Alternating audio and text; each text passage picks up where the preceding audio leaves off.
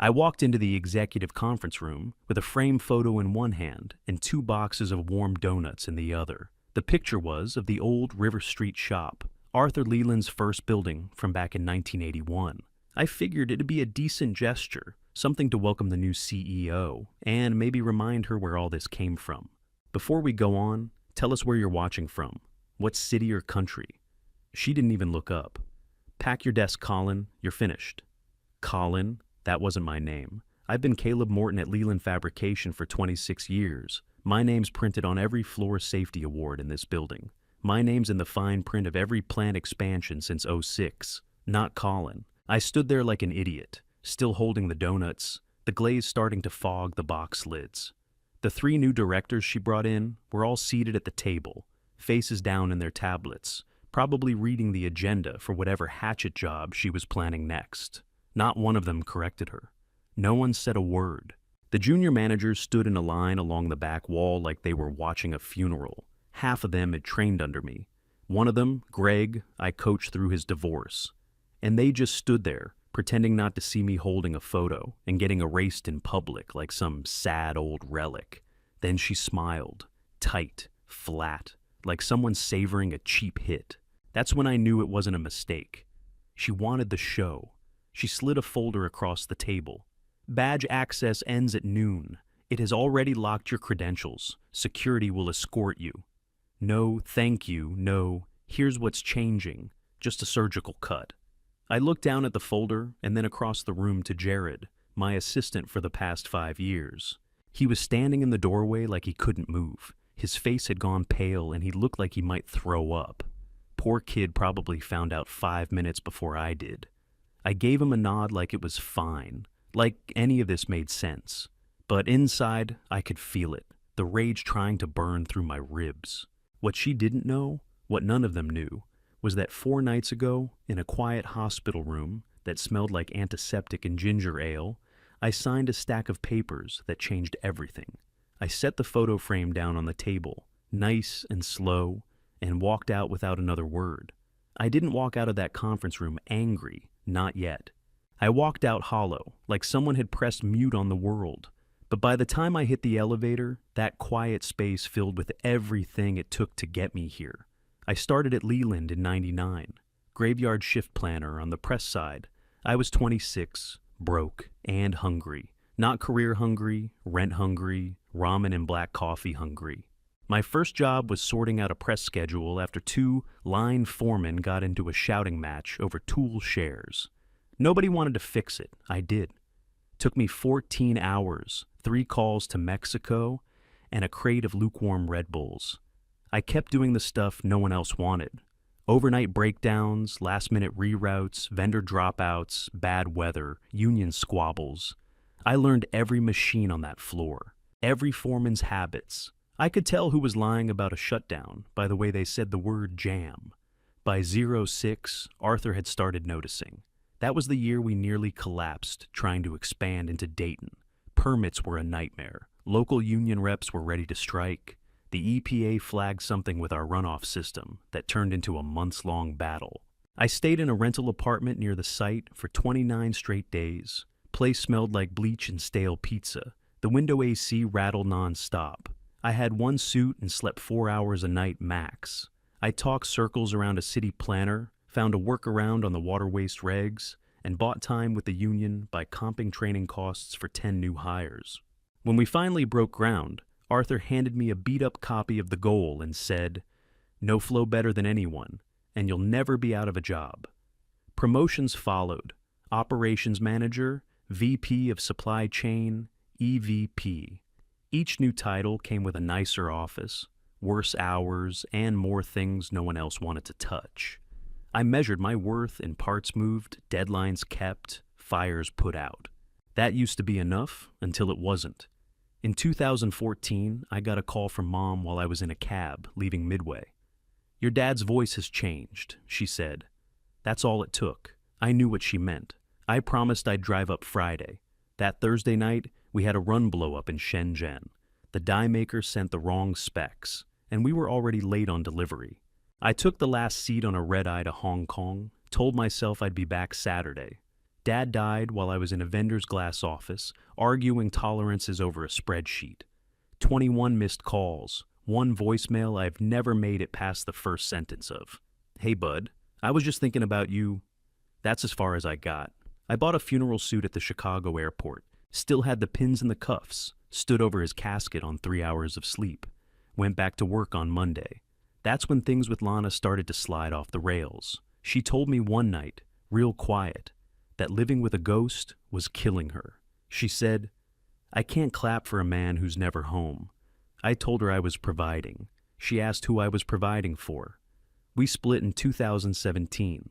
Eric, my son, was 14. He stopped inviting me to games, said it didn't matter because I'd say yes, then bail. I did, more than once. Marin, my daughter, she quit calling me dad that same year, started saying Caleb, like I was just some guy who used to live down the hall. I missed her chorus recital that spring because a vendor in North Carolina screwed up a plating order. I kept telling myself that it mattered, that I was doing it for the right reasons, that once I got high enough, I could finally stop trading time for fire drills. But it never stopped. I was always behind on something personal. Birthdays, recitals, dinners, doctor calls, and always ahead at work. Promotions didn't feel like wins after a while. They felt like bigger debts with longer hours. And I paid every one of them. I still remember the moment I knew I was too far gone. It wasn't Dad's funeral. It wasn't Lana leaving. It was Marin's 16th birthday. She texted me, "Don't worry about coming. It's fine." I didn't fight it, just sent her a Visa gift card and told myself I'd make it up next year. I never did. So, when Nadia Voss called me Colin in front of a half dozen people and kicked me to the curb like I'd never existed, maybe it looked like a loss to them. But to me, that moment wasn't about losing a job. It was about finally seeing what the hell it had cost. And I wasn't going out like that. I drove home. I opened the safe behind the tax folders. I pulled out the leather portfolio. Then I called my lawyer. After I called my lawyer, I sat in the truck a while and let the engine tick down. That was when Arthur's voice came back to me, the way it always did when things got tight. Arthur Leland wasn't warm. He didn't slap backs or tell stories. He was steady. If you solved the problem and didn't showboat, he had you forever. If you missed a detail and tried to spin it, you were done. He never cared if people liked you. He cared if the line stayed running. He'd call me at strange hours, 2 in the morning, Sunday afternoons, once during my kid's birthday party. He didn't ask how I was doing. He asked what I'd do if a resin shipment slipped 3 days, or if a punch press started chewing through blades. I always had an answer, not because I was smarter than anyone else, but because I paid attention. 3 years ago, he started talking about slowing down, said the company needed new blood, fresh ideas. I figured he'd pick from inside, someone who knew the plants, the people, the rhythm of the place. I didn't assume it would be me, but I thought I'd at least recognize the name. Then Nadia Voss showed up. She had a sharp smile and a resume that looked expensive. Ivy League MBA, consulting wins. Words like unlocking value and streamlining legacy assets. She brought consultants with her like backup singers, all of them nodding in unison. I swallowed it. Companies change. That's what I told myself. But I watched Arthur go quiet in meetings. He started sitting back, letting her talk. Nadia talked a lot about shedding sentiment-heavy layers. She said it like it was smart, like history was a mess to clean up, instead of a reason the doors stayed open. Last spring, Arthur got sick. Lung cancer. It moved fast. The board got nervous. Nadia stepped forward like she'd been waiting for the cue. She reorganized departments, slid her people into key seats, talked about urgency and decisiveness. Arthur didn't fight her in public. He never did. He waited. He called me late one Tuesday night. The number came up private. I answered in my kitchen with the lights off. The sound hit first, the breathing machine. In and out, mechanical, steady. "Caleb," he said. His voice was thinner, but it still carried weight. "I'm here," I said. "You seeing what's happening?" "Yes."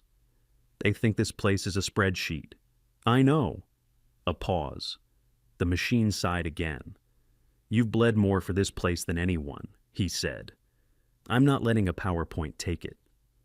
I didn't say anything. I didn't need to. I need you to listen, he said. I don't want noise. I don't want to fight yet. Okay? They'll show you who they are if they think the room is empty. Another pause. I could hear movement, fabric shifting. I kept something for this, he said. You remember my pen? I remember. He picked it up. I could hear the faint scratch as he tested the nib on paper. I want you ready, he said. Not loud. Ready? I am. That's why I'm calling. The line went quiet for a second. I thought he'd fallen asleep. Then he spoke again. They're going to take a shot at you. Let them. I understand. Good. The call ended without goodbye. I stood there in the dark kitchen for a long time, phone still at my ear, listening to nothing. I didn't tell anyone about that call. Not the board. Not legal. Not even my lawyer. I waited. I clicked the latch on the leather portfolio and opened it flat on the kitchen table. No hesitation. Just one deep breath and a gut full of steel. First thing inside was the paperwork. Stock certificates, signed and notarized. 46% of Leland Fabrication transferred to me. Not on loan, not in trust. Mine. Add that to the 6% I already owned through the employee plan, and I had 52%. Majority control. Triggered 72 hours after Arthur passed. He died Sunday night. That made the clock hit 0 about 10 minutes before I opened the folder. Second thing inside was a tablet, fully charged. Arthur had taped a yellow sticky on the back. Play me. Alone. I hit the power button, slid to unlock, and tapped the file that was already open. There he was, Arthur Leland, 2 weeks before he died. Thinner than I'd ever seen him. Oxygen tube taped across his face. Skin dull. But his eyes were sharp, unforgiving, focused. If you're watching this, he said, voice hoarse but steady, then I'm gone. He didn't pause to make it dramatic, just kept going. They're gonna come for you fast. They'll think it's clean, that it's done. Let them think that. Don't show your hand yet. He took a shallow breath. Let them tell you who they are when they think you're nobody. That's when they're honest. He turned towards someone off camera, probably the nurse, then back to the lens. You'll want to act right away. Don't. Wait. The SEC filing goes out Friday, 9 a.m. Eastern. They'll all get the alert at the same time. Public record. No denying it. He leaned back against the pillow, eyes half-lidded now, but still focused. Don't warn them. Don't explain. Just wait. There was a pause, longer this time. You could hear machines clicking in the background, the sound of a curtain shifting. Then he leaned forward one last time. Count who claps, who points, who looks away. He nodded at someone again, and a hand reached in from the side of the frame. Arthur took his old fountain pen from it. Signed our first lease with this, he said. You sign the next chapter. The screen went black. I looked down at the paperwork again. Legal, watertight, ironclad. And I wanted to use it right then. My fingers hovered over my phone. I could have emailed the board, called in favors, ended it in a burst. But Arthur's voice was still in my ear. Don't warn them. Don't explain. Just wait. I snapped the portfolio shut. My daughter hadn't texted back in weeks. My son hadn't answered a call since summer. Lana was gone. And here I was, sitting in a pickup with more control over a company than any man alive should have, and not a soul to tell about it. I locked the portfolio away and went to bed. No sleep, of course. My mind ran hot all night, looping the video, hearing Arthur's voice again and again. Count who claps! So the next morning, I shaved, threw on a clean shirt, picked up donuts, and grabbed a framed photo of River Street from my garage shelf. Then I walked into that conference room like a damn fool, and I let them show me exactly who they were. My badge cut off at noon, sharp. Jared texted me at 12:01 that my laptop had already bricked itself. It locked me out before I'd even finished walking the hallway, not a second wasted. I passed Tanya from compliance on the way out. She wouldn't meet my eyes, but her lip was shaking. Ruben from logistics stood with his hands in his pockets, jaw locked. He looked like he wanted to say something. He didn't. No one did. Fear makes good people small. Security came for me at 11:37. Ron and Eddie. I had been to Ron's retirement BBQ last year. Eddie used to show me pictures of his grandkids at shift change. They wouldn't look at me now. Not once. They loaded my 2 boxes into the back of my truck like it was radioactive. I didn't even offer to help. Inside those boxes, 2 years of vendor notes, a photo of my kids from 10 Christmases ago, the frame picture of the River Street shop, and 1 perfectly good pair of safety boots I never wore because I had a second pair under the desk. The boots made it feel final, like I wouldn't need them anymore. I drove home through lunch traffic, windshield wipers struggling with slushy drizzle, and my mind blank as drywall. I didn't even turn on the radio. The River Street photo slid off the seat at the first hard stop and hit the floorboard, crack across the corner. I didn't pick it up. I sat in the garage with the engine off, just listening to the soft ping of metal cooling. That was all I had. Arthur's pen, the portfolio, and silence. Until 9:44 that night. That's when Daniel Ricks texted me. 15-year vet in Ops, real deal guy. 2 tours in Afghanistan before he ever touched a punch press. I'd backed him once when his shift lead tried to cut him out of night differential. Never forgot it. He sent a voice memo. Just texted, "You need to hear this?" I hit play. 3 minutes and 12 seconds of Nadia in full steam, voice sharp and smug. Caleb was a relic. You keep fear in place, not nostalgia. Affection burns off. Fear lasts longer. Then she laughed. Laughed. We'll carve out 30% of middle management by Q2. No dead weight left. We're not babysitters. My hands started shaking. Not just fingers, elbows, shoulders. Like a tremor starting in my spine. My first instinct was to blast it. Forward it to the board, the press, legal, everyone. Proof of her gut job. Proof of what she really thought. But my thumb stopped on the send button. Arthur's voice hit me like a snap to the temple. "Don't show your hand yet." I backed out of the message, saved the audio in 3 separate places. Cloud, USB, encrypted archive. I labeled it op renewal _ Q2 planning to keep it quiet. I sat on the couch with the lights off, holding my phone like it might bite me. Then I typed back to Daniel, "Hold it, timing matters." After I sent that last text to Daniel, I sat there staring at the wall for about an hour before I picked up the phone and dialed the one person I knew wouldn't flinch. Patricia Cho, audit chair, 40 years in finance, ran numbers sharper than legal, ran contracts. She still carried a paper notebook into every meeting, didn't trust tablets. She answered on the first ring. "You heard?" I asked. "I did. I need your help. Meet me early Thursday. Boardroom? Yeah, before they get in." She paused.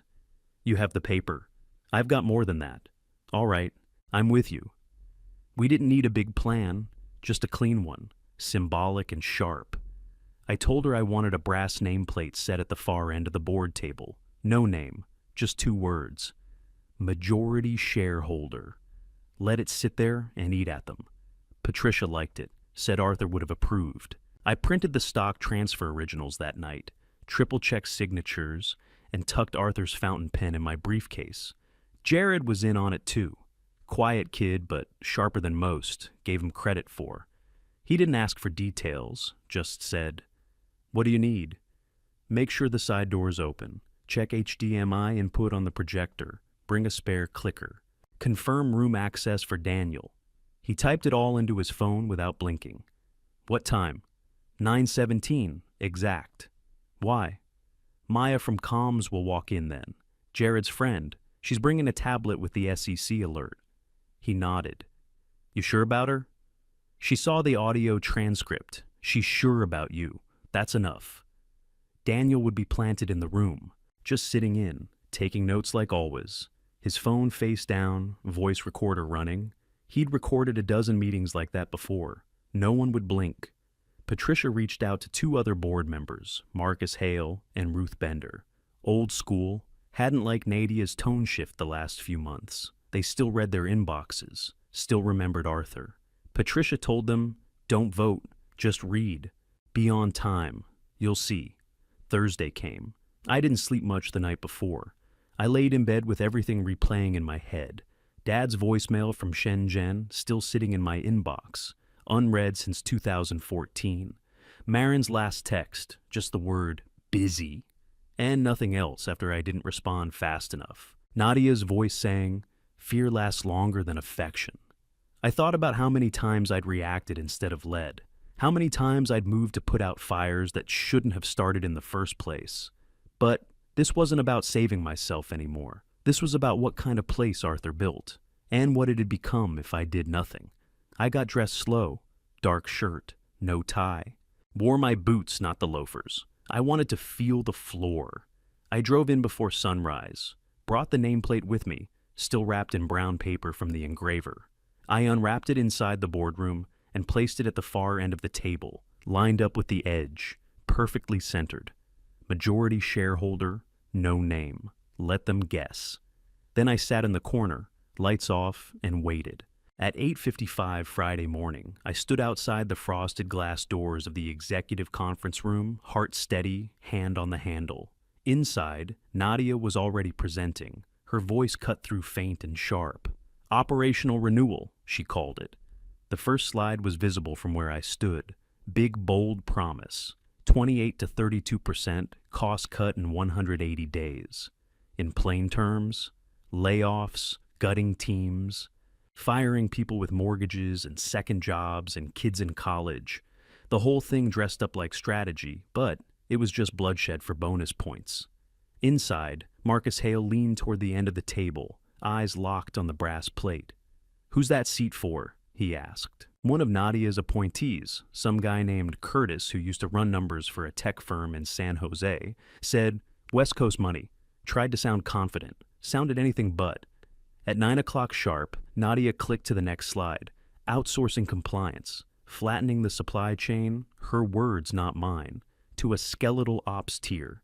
And the cherry on top, legacy friction removal, which meant me, and people like me. A few heads nodded, her people. The rest looked tense, shuffling. One guy glanced toward the brass plate again. Nobody knew what was coming. I checked my watch. 9:16. The door behind me creaked open. Maya slipped in, tablet in her hand, face flushed. She looked like she'd run through a fire drill. I gave her the smallest nod. She stepped into the boardroom at 9:17 exactly. "Apologies," she said, loud enough to cut through the deck. "Urgent. SEC just posted." That was the spark. Phones chimed across the room. A dozen pings in unison. You could hear chairs shifting. One of the directors, Ruth, was already reading. Her mouth opened, but no sound came out. The headline said it all. Ownership transfer. Caleb Morton. 46% Class A voting stock via direct bequest, Leland Estate. Combined with existing 6%, effective total 52%. Control recognized. You could feel the shift hit like a pressure drop. I opened the doors and stepped inside. I didn't raise my voice, didn't need to. Terminated by what authority? I asked. Every head snapped toward me.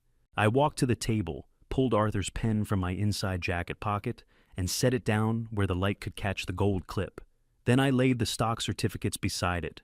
Originals, signed, notarized, dated 3 days before Arthur passed. "Arthur timed this," I said. "He told me to wait, to watch, to see who showed up when they thought I had nothing." Nadia didn't speak, didn't move. Her face turned gray, lips parted but frozen. I saw her hand twitch toward the deck remote, like she thought she could click her way out of it.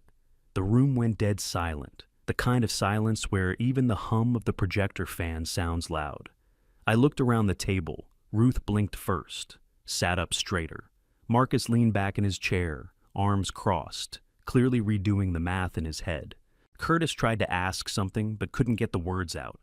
I looked at Maya. She nodded, alert still up on her screen, no disputing it. Daniel, still seated near the side wall, clicked his pen once. That was our signal. He'd gotten the whole thing. Nadia's opening speech, the board's reaction, every second of it. I kept my hands flat on the table. "You didn't just fire the wrong man," I said. "You showed the board exactly how you plan to run this place. with fear, spin, and no damn clue what built it in the first place. Nadia finally blinked. This isn't legal. The board didn't vote. It's not a vote. It's majority ownership, I said. Read the filings. She turned toward Marcus, but he didn't meet her eyes. I leaned forward just slightly. This isn't your room anymore. Marcus Hale set both hands flat on the table and looked straight at Patricia. I move full confidence in Morton as majority owner and acting CEO, he said. No stutter, no debate. Patricia nodded. Seconded. It was fast after that. Ruth raised her hand first, sharp and certain. Then two of the newer directors, people I thought were in Nadia's camp, followed. Then it turned into a wave, 11 out of 13. Only Curtis and the woman next to him stayed frozen, eyes flicking toward Nadia like maybe she still had some invisible card to play. She didn't. I pulled the acceptance form from my folder and placed it on the table. Arthur's pen felt heavy in my hand, but solid. Final. When the nib hit the paper, it sounded louder than anything, louder than clapping, louder than phones chiming, louder than Nadia's silence. One signature, slow and steady. Done. I looked across the table, right at her. You've got two choices, I said. Resign today with a respectable severance package, or stay on as VP of Operations, report to me, and learn how we lead here without fear. She didn't answer right away, just stared at the nameplate, majority shareholder, like it personally insulted her. You can't do this, she said finally, voice small, stretch thin. I didn't need to respond. The vote had already done it. The filing had done it. The boardroom, the one she tried to own, had turned without needing to be pushed. She looked around the room like she was seeing it for the first time. Maya had her tablet still lit up with the SEC alert. Daniel tapped his pen once more, audio still rolling. Marcus didn't flinch when her eyes met his. She reached for her leather folder. I'll have legal review the terms, she said, quieter now. You'll have them by this afternoon, I told her. Nadia stood, straightened her blazer like that small movement could save face. But it didn't. She didn't slam the door, didn't throw one last line. She just walked out, heels clicking sharp on the hardwood until they faded into the hallway. Even that felt like a loss to her. The projector screen still had her operational renewal slide frozen in place. I clicked the remote and shut it off. I stepped out of that boardroom and walked straight into applause. Not the polite kind, real claps, loud, from people who looked like they hadn't breathed in days. Word had already gotten out. Floor talk spreads faster than email. Tooling, assembly, maintenance. Even a few guys from sheet metal crowded near the elevators. Reuben was there, still in his safety vest, grease on his collar. You saved our folks, he said, clapping me hard on the back. Tanya from compliance hugged me like she couldn't let go. It's not just jobs, she whispered. It's dignity. Someone handed me a cheap plastic flute, half filled with warm, off-brand champagne.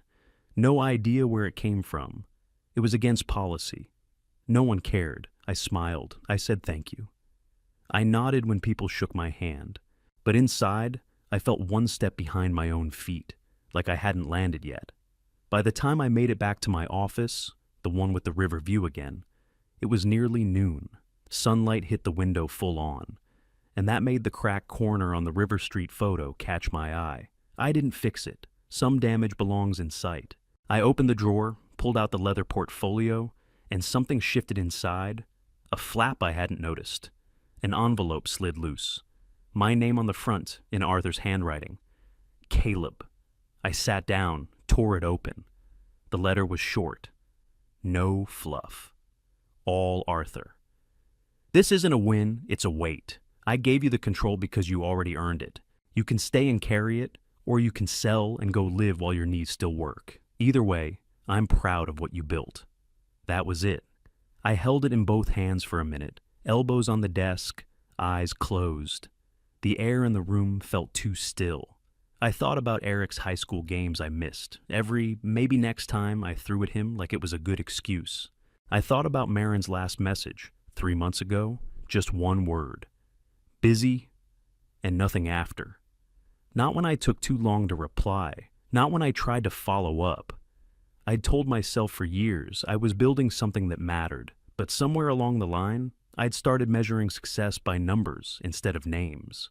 That stopped now. I made myself a promise, one I could actually keep this time. Lead, but not the way I used to. People first. Even if profits grow slower, pride can wait its damn turn. I folded Arthur's letter, slid it into the top drawer, and shut it softly. Monday morning, I stood at the front of the big shop auditorium, steel in the air, coffee breath, floor crews packed in tight, boots next to polished loafers, operators next to engineers, same benches, same nerves. I had a note card in my pocket, never touched it. 5 days ago, I was told to pack my desk, I said. Not for stealing, not for slacking, for being a reminder of what we used to be.